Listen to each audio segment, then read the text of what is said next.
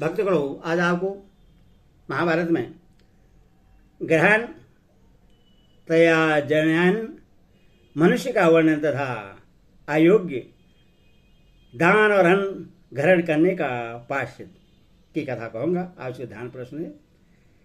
युधिष्ठिर ने पूछा, पितामह, ब्राह्मण, क्षत्रिय, वैश्य तथा शूद्र को किन किन मनुष्यों का अन्न ग्रहण करना चाहिए?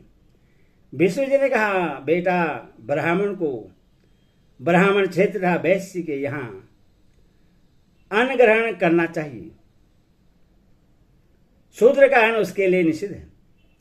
इसी प्रकार क्षेत्रीय को ब्राह्मण, क्षेत्रीय तथा वैश्य के घर भोजन करना चाहिए, किंतु भक्ष्य का विचार न करके सब कुछ खाने वाले और शास्त्र के विरुद्ध आचरण करने वाले शूद्रों का अन्न उनके लिए भी त्याज्य है। वैश्यों में भी जो नित्य अग्निहोत्र करने वाले, पवित्रता से रहने वाले और चातुर्मास व्रत का पालन करने वाले हैं, उन्हीं का अन्न ब्राह्मण और क्षत्रियों के ग्रहण करने योग्य है। जो दिन शूद्र का अन्न खाता है वह समस्त पृथ्वी और संपूर्ण मनुष्यों का मल का ही पान और भोजन करता है। शूद्र की सेवा में रहने वाला ब्राह्मण, क्षेत्रीय अथवा वैश्य भी नरक की यातना भुगता है। ब्राह्मण को वेदों के स्वाध्याय और मनुष्यों के कल्याणकारी कार्य में संलग्न रहना चाहिए। क्षेत्रीय को सबकी रक्षा करनी चाहिए तथा वैश्य को प्रजा की शरीर की पुष्टि के लिए कृषि और गौरक्षा आदि कार्य करने चाहिए। यही उनके लिए धर्म बतलाया गया है।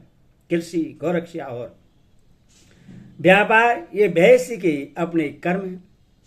इनके प्रति उससे घृणा नहीं करनी चाहिए। जो अपने वर्ण के लिए विहित कर्म का परित्याग करके शूद्र का काम अपनाता है वह शूद्र ही मानने योग्य है। उसका अन्न कभी नहीं ग्रहण करना चाहिए। जो ब्राह्मण चिकित्सा करने वाले, शस्त्र बेचकर जीविका चलाने वाले, ग्रामाध्यक्ष, पुरोहित, वर्षफल बदलाने वाले, ज्योतिषी और वेद शास्त्र के अतिरिक्त व्यर्थ की पुस्तक पढ़ने वाले हैं, वे सब शूद्र के ही समान हैं। जो लज्जा का परित्याग करके शूद्र के समान कर्म करने वाले इन ब्राह्मणों का अन्न खाता है वह अभक्ष्य भक्षण का पाप करके घोर विपत्ति में पड़ता है। उसका कुल, वीर्य और तेज नष्ट हो जाता है तथा वह धर्म कर्म से हीन होकर कुत्ते की भांति तिर्यक योनि को प्राप्त होता है। चिकित्सा करने वाले का अन्न भिष्टा, वैश्या का अन्न मूत्र और कारीगर का अन्न रक्त के समान माना गया है। विद्या बेचकर जीविका चलाने वाले पुरुष का अन्न भी शूद्रान्न के ही समान है और साधु पुरुष को उसका परित्याग कर देना चाहिए। जो कलंकित मनुष्य का अन्न ग्रहण करता है उसे रक्त का सरोवर कहते हैं। चुगलखोर का अन्न भोजन करना ब्रह्म हत्या के समान माना गया है। अवहेलना और अनादर पूर्वक मिले हुए अन्न को कदापि नहीं ग्रहण करना चाहिए। जो ब्राह्मण ऐसे अन्न को भोजन करता है वह रोगी होता है और उसके कुल का भी सहार हो जाता है। नगर रक्षक का अन्न खाने वाला चंडाल होता है। गौहत्या करने वाले, ब्रह्मघाती, शराबी और गुरुपत्नीगामी मनुष्य के यहाँ भोजन करने वाला ब्राह्मण राक्षस कुल में जन्म लेता है। धरोहर हड़पने वाला कृतघ्न तथा नपुंसक का अन्न खाने से भीलों के घर में जन्म लेना पड़ता है। युधिष्ठिर, जिनका अन्न नहीं खाने योग्य और जिनका खाने योग्य है उसका मैंने विधिपूर्वक परिचय दे दिया। अब और क्या सुनना चाहते हो? युधिष्ठिर ने कहा, पितामह, प्राय ब्राह्मणों को ही हव्य और कव्य का प्रतिग्रह लेना पड़ता है और उन्हें ही नाना प्रकार के अन्न ग्रहण करने का अवसर आता है। ऐसी दशा में उन्हें जो पाप लगते हैं उनका क्या प्रायश्चित है यह बताने की कृपा कीजिए।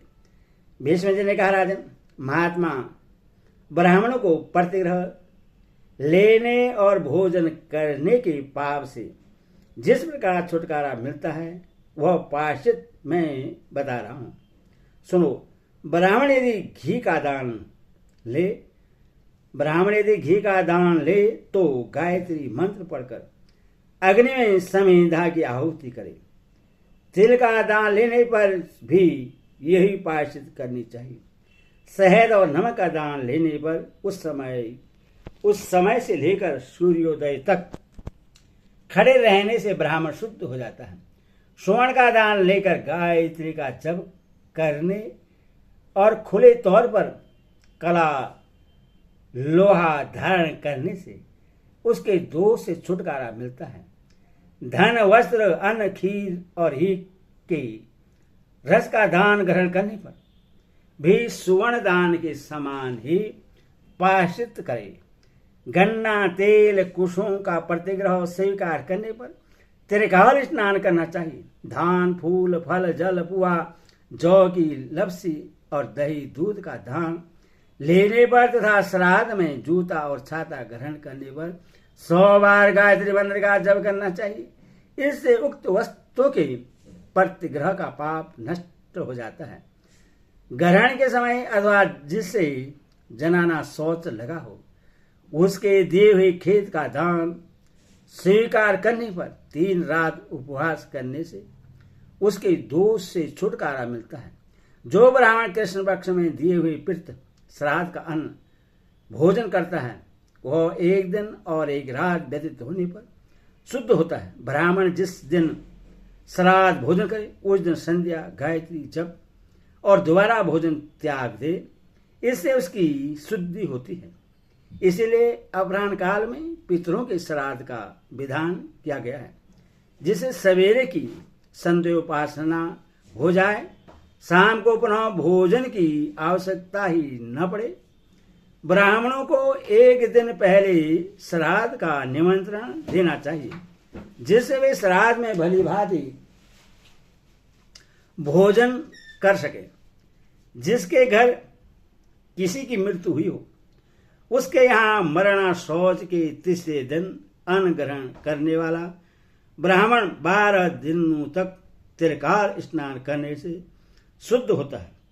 12 दिन स्नान का नियम पूरा करके 13वें दिन वह विशेष रूप से स्नान आदि के द्वारा पवित्र हो ब्राह्मणों को अवश्य भोजन करावे, तब उसके पाप से मुक्त हो सकता है। जो मनुष्य किसी के यहाँ मरणा शौच में 10 दिन तक अन्न खाता है उससे गायत्री मंत्र, रेवत, साम, कुष्मांड, अनुभाग और अघर्षण का जप करना चाहिए। ये ही उक्त पाप के प्रायश्चित हैं।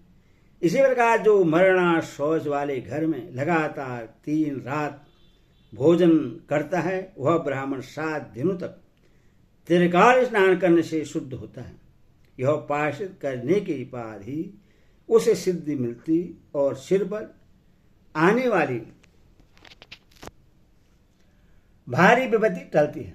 जो ब्राह्मण शूद्र के साथ एक पात्र में भोजन कर लेता है उसके लिए कोई प्रायश्चित ही नहीं है। यदि ब्राह्मण वैश्य के साथ एक पात्र में भोजन कर ले तो वह 3 रात तक व्रत करने पर उसके पाप से मुक्त होता है। क्षेत्रीय के साथ एक पात्र में भोजन करने वाला ब्राह्मण वस्त्र सहित स्नान करने से शुद्ध होता है। ब्राह्मण का तेज उसके साथ भोजन करने वाले शूद्र के कुल का, वैश्य के पशु और बांधुओं का तथा क्षेत्रीय की लक्ष्मी का नाश कर डालता है। इसके लिए प्रायश्चित और शांति होम करना चाहिए। गायत्री, रेवत, श्याम, पवित्रेष्टि, कुष्मांड, अनुवाग और अघर्षण मंत्र का जप भी आवश्यक है। इससे पाप की निवृत्ति होती है। किसी का झूठा अथवा उसके साथ एक बर्तन में भोजन नहीं करना चाहिए। प्रायश्चित करने के अनंतर गोरोचन, दुर्वा, हल्दी आदि मांगलिक वस्तुओं का स्पर्श करना चाहिए। हरि ओम तत्सत। हरि ओम।